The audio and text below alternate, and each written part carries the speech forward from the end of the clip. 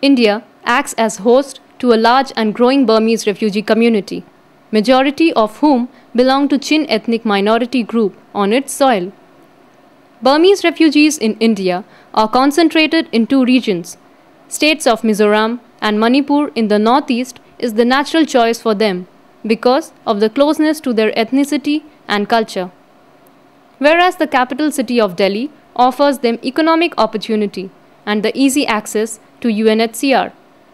A recent study by the UN Refugee Agency, UNHCR, shows that over 600 Burmese find their way to Delhi each month.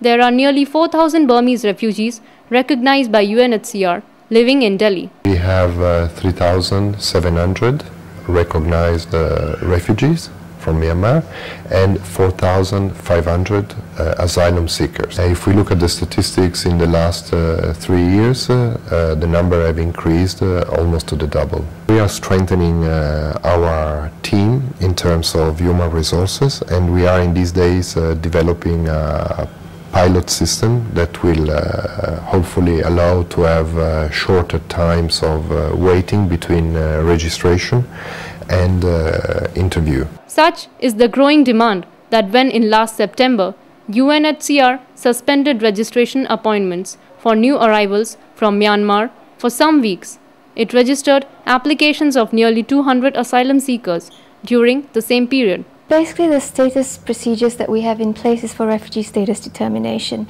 and it's for all nationalities that approach the office.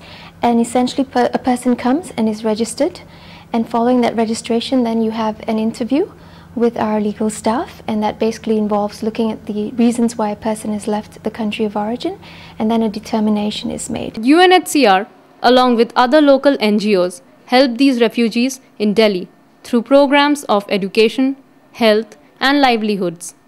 UNHCR's partners provide families with some compensation to cover the cost of school fees and also provide translators who can accompany refugees to the hospital.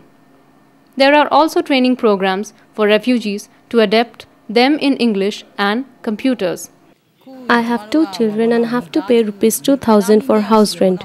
Earlier, UNHCR used to help us for 6 months. But now we have to think in order to sustain a living. Children can't go to school at the educational age as their parents cannot support it. Expectations from the people of Burma are not very high.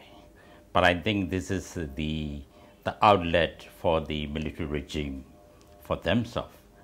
For us, it is also sort of a phase we have to overcome to achieve real democracy and human rights and freedom for Burma.